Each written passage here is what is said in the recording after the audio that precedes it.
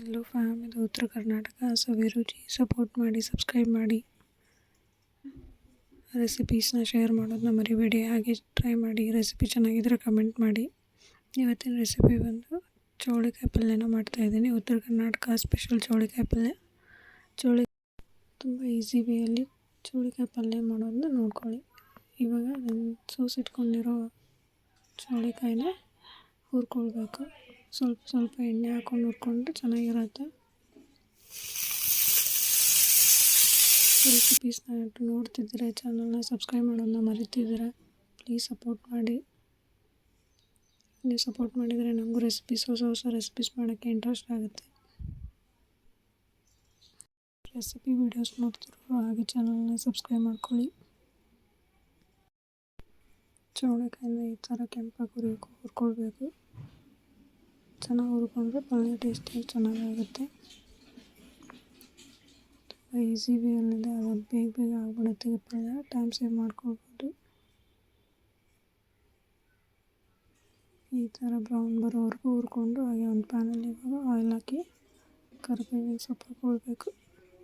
ಹಾಗೆ ಈರುಳ್ಳಿ ಹಾಕ್ಕೊಂಡು ಬಾಡಿಸ್ಕೊಳ್ಳಿ. ರೊಟ್ಟಿ ಜೊತೆ ತುಂಬ ಚೆನ್ನಾಗಿರುತ್ತೆ. ನಮ್ಮ ಉತ್ತರ ಕರ್ನಾಟಕದಲ್ಲಿ ಯಾವಾಗ ಮಾಡ್ತಾನೆ ಇರ್ತೀವಿ. ಇದಕ್ಕೆ ಶೇಂಗಾ ಪುಡಿ ಹಾಗೆ ಗುರೆಳ್ಳು ಪುಡಿ ಹಾಕಿ ಮಾಡಿದರೆ ಟೇಸ್ಟು ಚೆನ್ನಾಗಿ ಬರುತ್ತೆ. ಇವಾಗ ಇದಕ್ಕೆ ಹುರಿದಿಟ್ಕೊಂಡಿರೋ ಚೌಳಿಕಾಯಿನ ಹಾಕ್ಕೊಳ್ತಿದ್ದೀನಿ.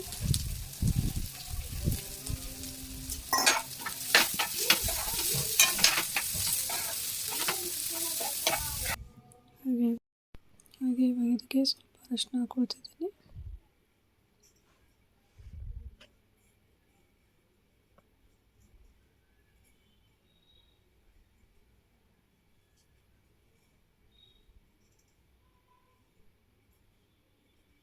ರುಚಿಗೆ ತಕ್ಕಷ್ಟು ಉಪ್ಪು ಹಾಕ್ಕೊಳ್ತಿದ್ದೀನಿ.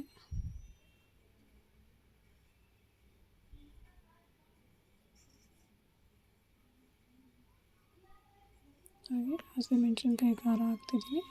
ಹಸಿಮೆಣ್ಸಿನ್ಕಾಯಿ ಖಾರದ ಬಗ್ಗೆ ಶಾರ್ಟ್ಸಲ್ಲಿ ವಿಡಿಯೋ ಇದೆ, ಹೋಗಿ ನೋಡ್ಕೊಳ್ಳಿ ಬೇಕಂದರೆ ಹೇಗೆ ಮಾಡೋದು ಅಂತ. ಖಾರ ನಿಮಗೆ ಹೇಗೆ ಬೇಕೋ ಹಾಗೆ ನೋಡಿ ಹಾಕ್ಕೊಳ್ಳಿ. ಹಸಿಮೆಣ್ಸಿನ್ಕಾಯಿ ಖಾರ ಸ್ವಲ್ಪ ಜಾಸ್ತಿನೇ ಆಗಿರುತ್ತೆ. ಹಾಗೆ ಇವಾಗ ಇದಕ್ಕೆ ಟೊಮೆಟೊ ಆ್ಯಡ್ ಮಾಡ್ತಿದ್ದೀನಿ. ಸಣ್ಣಗೆ ಹೆಚ್ಚಿಟ್ಕೊಂಡಿರೋ ಟೊಮೆಟೊನ ಹಾಕ್ಕೊಳ್ತಿದ್ದೀನಿ. ಎಲ್ಲ ಸ್ವಲ್ಪ ಚೆನ್ನಾಗಿ ಬೇಯಬೇಕು.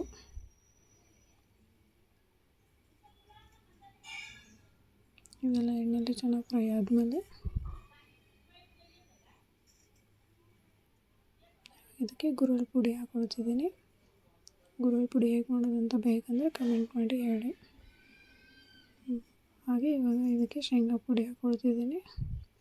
ಗುರೆಳ್ಳು ಪುಡಿ ಶೇಂಗಾ ಪುಡಿ ಇಲ್ಲಾಂದರೆ ಎಷ್ಟೋ ಪಲ್ಯನೇ ಮಾಡಲ್ಲ ನಮ್ಮ ಉತ್ತರ ಕರ್ನಾಟಕದಲ್ಲಿ. ಇದು ಹಾಕಿದರೆ ಇನ್ನೂ ಒಂದು ಸ್ಪೆಷಲ್ ಟೇಸ್ಟ್ ಇರುತ್ತೆ. ಹಾಗಾಗಿ ಇದು ಇರಲೇಬೇಕು. ಹಾಗೆ ಇವಾಗ ಗ್ರೇವಿಗೋಸ್ಕರ ಒಂದು ಸ್ವಲ್ಪ ಲೈಟಾಗಿ ನೀರು ಹಾಕ್ಕೊಳ್ಬೇಕು.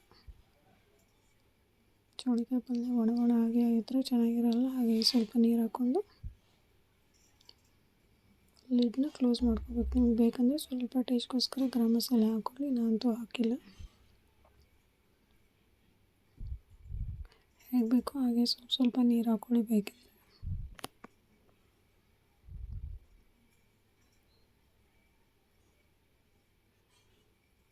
ಇವಾಗ ಲಿಡ್ ಕ್ಲೋಸ್ ಮಾಡಿ 10 ಮಿನಿಟ್ಸ್ ಬಿಡಿ.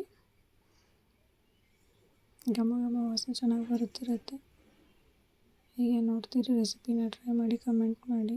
ಮತ್ತೊಂದು ರೆಸಿಪಿ ಜೊತೆ ಬರ್ತೀನಿ. Until then take care. Thank you for watching.